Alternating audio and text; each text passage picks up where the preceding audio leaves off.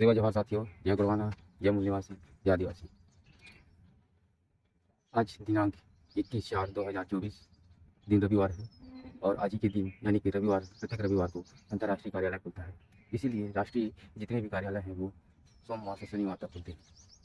आज इसी कड़ी में हम यहाँ पर पहुँचे हैं। यहाँ पर जो अगले माह 20 से 23 मई 2024 जो अंतर्राष्ट्रीय व्यवस्था है गोंडवाना लैंड का, यानी कि जो कृषि आधारित वन आधारित लोग थे, उनका जो जीवन यापन करने का जो शैली था, विधि था, वो एक था। इस कारण ये 5 खंड होने के बावजूद भी हमेशा एक ही नियम से चलते रहे हैं। उस नियम को यहाँ पर 156 राष्ट्र के सामने मंझी जी ने गोंडवाना का प्रतिनिधित्व करते हुए किया था और उसके आधार पर 1951 में भारत गोंडवाना के आधार पर ये यहाँ पर राष्ट्रीयकरण किया गया था कि भारत एक राष्ट्र है जो आदिवासी का रिजर्व राष्ट्र है। आदिवासी बोले तो जो कबीला व्यवस्था में रहते थे उसे ही संविधान में समाजवाद का रूप दिया गया। मतलब जो कबीलावाद था उसको एक व्यवस्थित और सुसज्जित नाम देते हुए समाजवाद किया गया, जो धर्मनिरपेक्ष और गणतंत्र की जो व्यवस्था बताता था।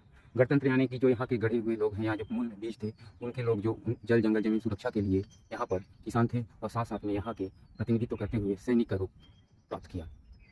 ठीक उसी प्रकार आज राजनीति में जो गोंडवाना का ब्रिटिश के माध्यम से, अंगारा लैंड के माध्यम से सत्ता का हस्तांतरण हुआ था, उसमें इंडिया गठबंधन करके राजनीति किया गया। मतलब ब्रिटिश इंडिया डेमोक्रेसी चली और उसी को नरेंद्र मोदी जो मतलब गोंडवाना का जो असली हक है, गोंड और जितने भी 57 समुदाय के गोंडियन जो थे उनका हक मिलना था, मालिकाना हक, इस NRC NPR के माध्यम से। लेकिन यहाँ पर जो वर्तमान प्रधानमंत्री हैं वो अपने आप को अन्य पिछड़ा वर्ग यानी कि मूल बीज प्रमाणित करने की कोशिश में है और अपना सत्ता पाना चाहते हैं और इंडिया को मिटा करके और भारत रखना चाहते हैं, क्योंकि जो राष्ट्रीयकरण हुआ है वो भारत गोंडवाना के माध्यम से हुआ है। इसलिए एक इंडिया जो डेमोक्रेसी गठबंधन है उसको हटाकर वो भारत का संविधान और भारत में एक राष्ट्र निर्माण करना चाहते हैं, वन नेशन वन कॉन्स्टिट्यूशन देना चाहते हैं। जबकि भारत एक गैर न्यायिक देश है जहाँ पर समाजवाद व्यवस्था है, यानी कि इंडिया नॉन जुडिशियल है। यहाँ पर प्रकृति व्यवस्था है, यानी कि हर एक समाज का, हर एक मानव समाज का अलग अलग विधि है जो यहाँ पर जीवन यापन करते हैं। पहले कृषक थे, कृषि आधारित थे, वन आधारित थे और अन्य आधारित थे, जिससे कि वो पूरा जल जंगल जमीन से जुड़े हुए थे, इसलिए उनको उस काम के आधार पर उसको जात और पात का नाम मिला। आज उसी को मॉडल ज़माने में भारत के नाम से, नया भारत के नाम से जो वर्तमान प्रधानमंत्री जी कर रहे हैं वो उसी को लेकर चल रहे हैं। यहाँ पर यही गलत हो रहा है कि जो आदिवासी मालिक हैं उनको उनका मालिकाना हक नहीं मिल रहा है। पिछले 70 सालों से 75 सालों से इसी प्रकार से आदिवासी को राजनीति के माध्यम से समाज का हक दिलाने के लिए खेल खेला जा रहा है।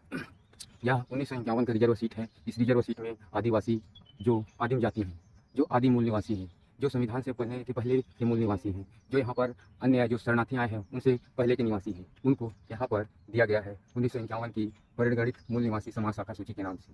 आप सभी मेरा आदिम मूल निवासी, आदिम जाति के पढ़े लिखे भाई और बहनों से मेरा निवेदन है कि वो अंतर्राष्ट्रीय कार्यालय से जुड़े और अपने आदिवासी मालिकाना हक यानी कि 1951 का रिजर्व सीट, जिसे भारतीय संविधान में आप 5वीं अनुसूची 6वीं अनुसूची के रूप में जान सकते हैं, क्योंकि वहाँ पर हम चाहें तो समाज में राजनीति करें, नहीं तो हमारा समाज ही सर्वप्रथम है, क्योंकि जिससे हमको रोटी बेटी और जीवन मिलता है वही हमारे लिए सर्वश्रेष्ठ है।